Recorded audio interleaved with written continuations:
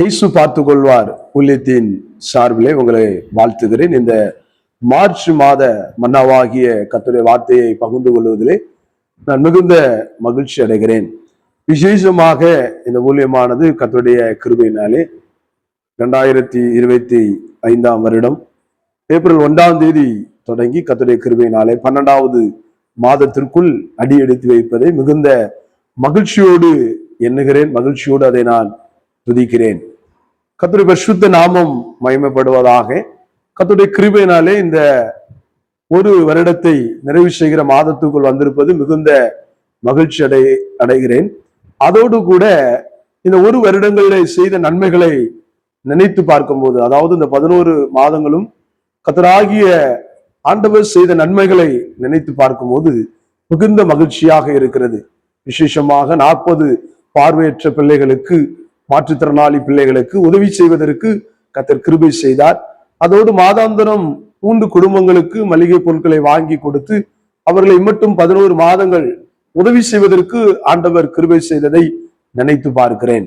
விசேஷமாக பார்க்கும்போது இந்த டிசம்பர் காலத்திலே கூட ரோட்டோரத்தில் வசிக்கிறவர்களுக்கும் இந்த இயேசு பார்த்துக் கொள்வார் உதவி செய்யும் ஊழியத்தின் மூலமாக உதவி செய்ய ஆண்டவர் கிருபை செய்தார். அதோடு இந்த சுவிசேஷ பணியில கூட அநேக திருச்சபைகளை கர்த்தருடைய வார்த்தையை பகிர்ந்து கொள்ளவும் அநேக ஆத்துமாக்களுக்கு அது பயனுள்ளதாக இருந்ததற்காகவும் ஆண்டவரை நான் நன்றியோடு ஸ்தோத்தரிக்கிறேன்.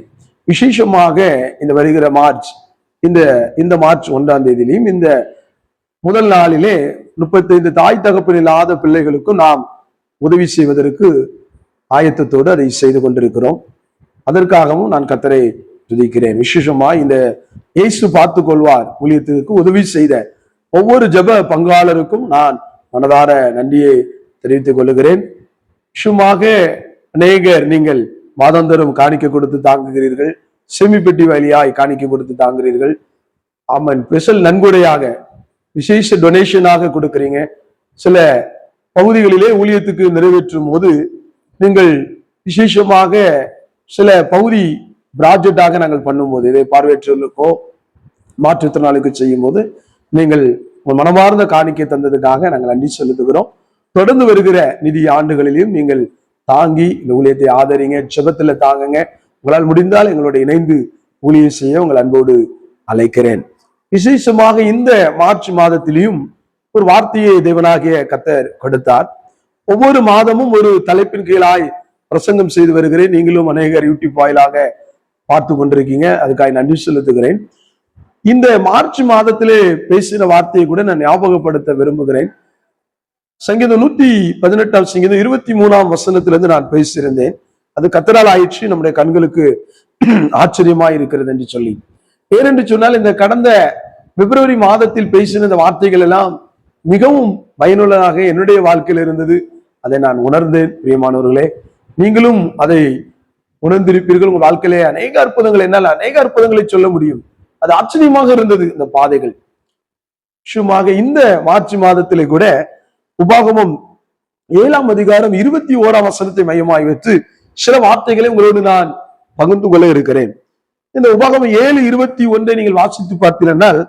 அவர்களை பார்த்து பயப்பட வேண்டாம், உங்கள் தேவனாகிய கர்த்தர் உங்களுக்குள் இருக்கிறார், அவர் வல்லமையும் பயங்கரமான தெய்வம். ஒவ்வொரு மாதமும் ஒரு வார்த்தைக்காய் காத்திருப்பேன். கர்த்தர் அந்த வார்த்தையை கொடுக்கிறார். அதை குறித்து தான் நான் அந்த மாதங்கள் முழுவதிலும் அதிகமாக தியானிப்பேன், அதை யோசிப்பேன். ஆண்டவர் இதை கொடுத்தால் அது கிரியை செய்ய வேண்டும். ஏன் இந்த வார்த்தையை நான் இதை எடுத்துக்கொண்டேன் என்று சொன்னால், இந்த மார்ச் மாதம் என்பது தொழில் பண்ணுகிறவர்கள், பிசினஸ் பண்றவர்களுக்கு, இல்லைன்றால் ஆடிட்டிங் ஃபைல் பண்றவர்களுக்கு, இல்லைன்றால் அந்த புதிய ஒரு நிதியாண்டு என்று சொல்வார்கள், ஏப்ரல் டு மார்ச். ஊழிய பாதையில் இருக்கிறவர்களுக்கு அதிகமாய் தெரியும், ஏப்ரல் டு மார்ச் ஒரு முக்கியமான காலங்கள். ஏனென்றால் அவங்களுடைய அக்கௌண்ட்ஸ் எல்லாம் முடித்து கொடுக்க வேண்டும், அநேக ஆசீர்வாதங்களை எதிர்பார்ப்பார்கள், அநேக காரியங்களை முடித்து வெற்றியாய் கடந்து போக வேண்டும் என்று நினைப்பார்கள். ஆண்டவருடைய கிருபையினாலே இந்த வசனத்தினுடைய பார்க்கும் பொழுது இந்த 12வது மாதம் என்று சொல்வார், வருடத்தின் 12வது மாதமும் ஒரு நெருக்கங்களாய் இருக்கலாம். ஒரு நிதி ஆண்டிலையும் 12வது மாதம் ஒரு நெருக்கத்தை போல காணப்படலாம். அப்படிப்பட்ட சூழல் இருக்கிற உங்களை பார்த்து, ஒருவேளை அப்படிப்பட்ட சூழல் இருந்தால், ஒருவேளை உங்களை பார்த்து ஆண்டவர் ஒரு வசனத்தை தருகிறார். அவர்களை பார்த்து பயப்பட வேண்டாம், உங்கள் தேவனாகிய கர்த்தர் உங்களுக்குள் இருக்கிறார். அவர் வல்லமையும் பயங்கரமான தெய்வம். ஒருவேளை 11 மாதங்கள் இந்த நிதியாண்டை முடித்து விட்டு இந்த 12வது மாதத்திலே வருகிறோமே, எப்படி இதை கடந்து போகிறோம் என்று நீங்கள் கலங்கி கொண்டிருந்தால், ஏனென்றால் நானும் ஊழியத்தை தொடங்கி செய்து வருகிறேன். பேசு பார்த்துக்கொள்ளார் ஊழியத்துல 11 மாதங்களை முடிக்கும் போது பயங்கரமான சூழ்நிலையில கடந்து வந்தாலும் 12வது மாதம் வரும்போதும் சில சூழ்நிலைகள் நமக்கு ஒரு சங்கடத்தை கொடுக்கதாய், வேதனை கொடுக்கதாய் இருக்கலாம். ஆனால் அப்பொழுது இப்படிப்பட்ட ஒரு வார்த்தை எனக்கு கிடைத்தது மிகவும் ஆறுதலா இருந்தது. பயப்பட வேண்டாம், உங்களை தேவன் சர்வ வல்லமை உள்ள தேவனாய் இருக்கிறார். உண்மையாகவே ஆண்டவர் ஒரு சர்வ வல்லமை உள்ள தேவனாய் இருக்கிறார். ஒருவேளை இந்த அருமையான மாதத்துல ஆண்டவர் உங்களை பார்த்து சொல்லுகிறார், பயப்படாதீங்க, நான் ஒரு சர்வ வல்லமை உள்ள தேவன். ஒருவேளை பயந்த ஒரு சூழ்நிலையில நடந்த ஒரு சம்பவத்தை தான் உங்களோட பகிர்ந்து கொள்கிறேன். ஆதியாகமம் 13ஆம் அதிகாரம் 14ஆம் வசனத்தை வாசிக்கும் போது அங்கே வருகிற சம்பவத்தை பார்க்கும்போது ஒரு பயம் நிறைந்த ஒரு சூழ்நிலை, கலக்கம் நிறைந்த சூழ்நிலையை இந்த ஆதியாகமம் 13ஆம் அதிகாரம் முழுவதும் காணப்படுகிறது. ஆதியாகமம் 13:14 லோத்து ஆபிரகாமை விட்டு பிரிந்த பின்பு கர்த்தர் ஆபிரகாமை நோக்கி, உன் கண்களை ஏறெடுத்து நீ இருக்கிற இடத்தில் இருந்து வடக்கையும் தெற்கையும் கிழக்கையும் நோக்கி பார், நீ பார்க்கிற இந்த பூமி முழுவதையும் நான் உனக்கு உன் சந்ததிக்கும் என்றென்றைக்கு இருக்கும்படி கொடுத்து. பிரியமானவர்களே, ஆபிரகாமோடு லோத் பிரயாணம் பண்ணுகிறார்.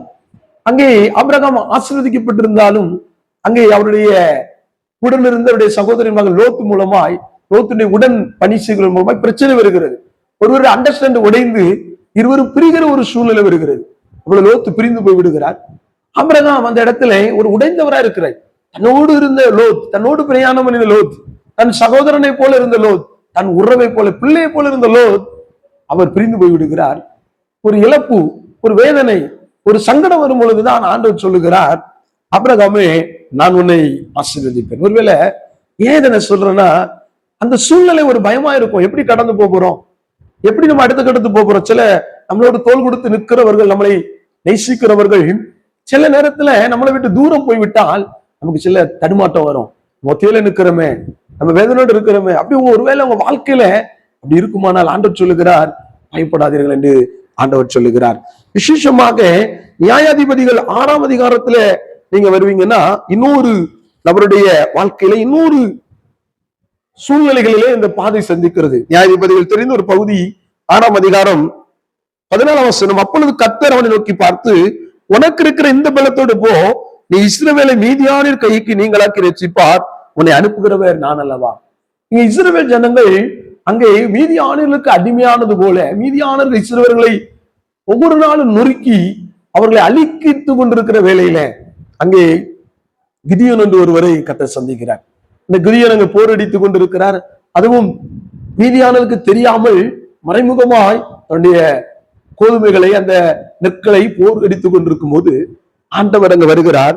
அப்படி வரும்போது கிதியோன் ஆண்டவரிடத்தில் சில கேள்விகளை கேட்கிறார். ஆண்டவரே, எங்களுடைய ஜனங்கள் எவ்வளவு நன்காய் வந்தார்கள், ஆசீர்வதிக்கப்பட்டார்கள், ஆனால் இன்றைக்கு ஒரு சாதாரண மீதியான இடத்துல அடிமையா இருக்கிறார்களே, நீங்க அழிக்கிறார்கள் என்று கலங்கி இருக்கும் போதுதான், வேதனையோடு இருக்கும் போது, பயந்து இருக்கும் போதுதான் ஆண்டவர் சொல்லுகிறார், கிதியோனே நீ தைரியமாயிரு, நீ போ, நான் உன் கூட இருக்கிறேன்னு சொல்லுகிறார். ஏன் இந்த வார்த்தையை உங்களோட பகிர்ந்து கொள்றேன்னா, கிதியோனுடைய வாழ்க்கையில இந்த கலக்கம் இருந்தது. நம்முடைய சந்ததி இப்படி இன்னொருடைய கரங்களிலே அடிமையா இருக்கிறது, வேதனையோடு இருக்கிறது, துக்கத்தோடு இருக்கிறோமே. இப்படிப்பட்ட சூழ்நிலை ஆண்டவர் சொன்னார், பயப்படாதீர்கள் என்று சொல்லி ஆண்டவர் சொல்லுகிறார். விஷயமாக அப்போஸ்தலர் நடவடிக்கைகள் புத்தகத்திற்கு நாம் வருவோம் என்று சொன்னால், 23ஆம் அதிகாரம் பவுலுடைய வாழ்க்கையில நடந்த ஒரு சம்பவம். பவுல் ஷவுலாக இருந்து ஊழியம் செய்து வந்த போது பல எதிர்ப்புகளை சந்திக்கிறார். ஒரு பக்கம் பிரதான ஆசாரியர்கள், தன்னுடைய சொந்த ஜனத்தினுடைய தலைவர்கள் பவுலை நெருக்குகிறார்கள். ஒரு பக்கம் ரோம அரசாங்கம் பவுலுடைய பிரசங்கத்தினால், கிறிஸ்துவை சொல்வதனால் பிரதான ஆசாரியர்கள் ரோமிடத்திலே போய் இந்த பவுலை கொலை செய்யும்படியாக தூண்டுகிறார்கள். அப்படி ஒரு சூழ்நிலைகளில் நீங்கள் அப்போஸ்தலர் 23ஆம் அதிகாரத்தை நீங்க வாசித்து பார்த்தீங்கன்னா, 23:8 வாசிக்கிறோம். எண்ணத்தினில் என்று சதிசெய்ய உயிர்த்தலில் என்றும் தேவதூதன் ஆவியில் என்றும் சொல்லுகிறார்கள், பரிசேயர் விரண்டு உண்டு ஒப்புக் கொடுக்கிறார்கள். ஆகையால் மிகுந்த கூக்குரல் உண்டாயிற்று. பரிசேயர் சமயத்தரான வேதப்பாரர் சிலர் எழுந்து, இந்த மனுஷனத்தில் பொல்லாங்கை காணும் ஒரு ஆவி அல்ல, ஒரு தேவதூதனோடு பேசினால் நாம் தேவனோடு போர் செய்வது தகாதுன்னு வாதாடினாங்க. இங்க என்ன நடக்குன்னா, பரிசேயர்கள் பவுலுக்கு எதிராக வர்றாங்க. அதுல ஒரு கூட்டம் தேவன் உண்டு நம்புறாங்க, அங்கே உயிர்த்தெழுதல் உண்டு நம்புகிறார்கள். ஆனால் இன்னொரு கூட்டம் பவுலை அழிக்கும்படி திட்டமிடுகிறார்கள். ஆனால் 10ஆம் வசனத்துல மிகுந்த கலகம் உண்டான போது பவுல் அவர்களால் பீருண்டு போவான் என்று சேனாதிபதி பயந்து போர்சேவகர் போய் அவனை அவர் நடுவில் இருந்து இழுத்து கோட்டைக்கு கொண்டு போய் கட்டளையிட்டான். 14ஆம் வசனத்துல அன்று ராத்திரியிலே கர்த்தர் பவுலின் அருகே நின்று பவுலை திடன்கொள், நீங்க என்னை குறித்து எருசலேமிலே சாட்சி கொடுத்தது போல ரோமிலும் சாட்சி கொடுக்க வேண்டும் என்றார்கள். இந்த பவுலுக்கு ஒரு நெருக்கம், ஒரு பெரிய பாடு, ஒரு பயம். ஆண்டவர் சொல்லுகிறார், அந்த இரவில அந்த நெருக்கத்துல ஆண்டவர் சொல்லுகிறார், பவுலே நீ என்னை குறித்து ரோம் இடத்துல சொல்லணும், நீ தைரியமா இரு, திடன்கொள் என்று சொல்லுகிறார். ஏனென்று சொன்னால் நம்முடைய ஆண்டவர் சர்வ வல்லமை உள்ள தேவன் என்பதை நீங்கள் மறந்து போக கூடாது. அதே உபாகமம் 7ஆம் அதிகாரத்துக்கு நீங்கள் திருப்பிக் கொள்கிறீர்கள் என்றால் அந்த ஒரு வசனத்தை திரும்பவும் நான் ஞாபகப்படுத்த விரும்புகிறேன். அந்த உபாகம் 7:21 திரும்பவும் அவர்களை பார்த்து பயப்பட வேண்டாம், உங்கள் தேவனாய் கர்த்தர் உங்களுக்குள்ள இருக்கிறார், அவர் வல்லமையும் பயங்கரமான தேவன். ஏனென்றால் இஸ்ரவேல் ஜனங்கள் ஒவ்வொரு பகுதியாய் கடக்கும் போது பல பாடுகளை பட்டார்கள். அதே உபாகம் 7:1 நீங்கள் பார்க்கும்போது, நீ சுதந்திரிக்க போகிற தேசத்திலே உன் தேவனாகிய கர்த்தர் உன்னை பிரவேசிக்க பண்ணி உன்னை பார்க்கிலும் ஜனம் பிறந்த ஜாதிகளாகிய ஏத்தியர், கிர்காசியர், எமோசியர், கானானியர், பெர்சியர், ஏவியர், எபோசியர் என்னும் 7 பலத்த ஜாதிகளை உனக்கு முன்பாய் துரத்தி. இது யோசுவாவின் காலத்துல ஆண்டவர் இஸ்ரவேல் ஜனங்களுக்கு அந்த ராஜாக்களை அழிக்கிறதை உபாகத்துல மோசேயின் காலத்துல ஆண்டவர் சொல்லுகிறார், என் ஜனங்கள் இப்படி ஒரு சூழ்நிலை வரும், ஆனா நான் அதையெல்லாம் அழித்து போடுவேன், அதெல்லாம் நான் நிர்மூலம் பண்ணுவேன். ஆனால் ஒன்று நாம் என்ன செய்யக்கூடாதா, பயப்படக்கூடாது, கலங்கக்கூடாது. ஏனென்றால் சர்வ வல்லமை உள்ள தேவன் நம்மோடு கூட இருக்கிறார். அதை உபாகம் 7:29 வாசிக்கிறேன். உன் கண்கள் கண்ட பெரிய சேனைகளையும் அடையாளங்களையும் அற்புதங்களையும் உன் தேவனாகிய கர்த்தர் உன்னை புறப்பட பண்ணி காண்பித்த பலத்த கையும் ஓங்கிய முயற்சி நன்றாய் நினைத்து அவர்களுக்கு பயப்படாதிரு, நீ பார்த்து பயப்படுகிற எல்லா ஜனங்களுக்கும் உன் தேவனாகிய கர்த்தர் அப்படியே செய்வான். ஒருவேளை நீங்க எந்த சூழ்நிலையில இந்த மார்ச் மாதம் இருக்கீங்கன்னு தெரியல, வேதனை, கண்ணீர், கடன், துக்கம் எதுவா இருக்கலாம். ஆண்டவருடைய வார்த்தை சொல்லுகிறது, பயப்படாதீர்கள், பயப்படாதீர்கள், தைரியமா இருங்க, தைரியமா இருங்க. உங்களுக்காக எனக்காக சிலுவையில ரத்தம் சிந்தி மீட்டு கொண்ட ஆண்டவர் நமக்காக தைரியத்தோடு அதை சந்தித்தார். இந்த ஜனங்கள் மீட்கப்படணும், ஆசீர்வதிக்கப்படணும், நம் ஜனங்கள் ஆசீர்வாதமா இருக்க வேண்டும் என்று ஆண்டவர் விரும்பினார். பிரியமானவர்களே, ஏதாவது பயத்தோடு நீங்கள் இருந்தால் கர்த்தர் உங்களை பார்த்து சொல்லுகிறார், தைரியமா இருங்க, கலங்காதீங்க, அவர் வல்லமை உள்ளவராய் உங்களோடு இருக்கிறார், உங்களை ஆசீர்வதிப்பாராக. கண்களை மூடி ஜெபம் பண்ணுவோமா? அன்பின் ஆண்டவரே, நன்றியோடு துதிக்கிறோம் அப்பா. ஒரு நிதியாண்டின் 11 மாதங்களை கடந்து வந்து 12வது மாதத்துல இருக்கிற ஒருவருக்காய் ஜெபிக்கிறோம். ஒருவேளை பிசினஸ், தொழில், ஒருவேளை ஊழிய பாதை, ஒருவேளை ஏதோ ஒரு விதத்துல இந்த 12வது மாதம் என்ற இந்த மார்ச் மாதத்துல அந்த வேதனை, துக்கம், கண்ணீர் இருந்தால் அதை மாற்றி போடுங்கப்பா. நாமத்துல ஜெபிக்கிறோம், ஒருவருடைய கஷ்டங்களும் துக்கங்களும் மாறுவதாக. இயேசு பார்த்துக் கொள்வார். ஊழியத்தின் சார்பில் இந்த 12வது மாதம் மார்ச் மாதத்துல ஒரு பெரிய ஆசீர்வாதத்தோடு ஏப்ரல்ல கடந்து போக கிருபை தாங்க. இயேசுவும் ஜெபிக்கிறோம், ஜெபங்கேலும் நல்ல பிதாவே, ஆமென்.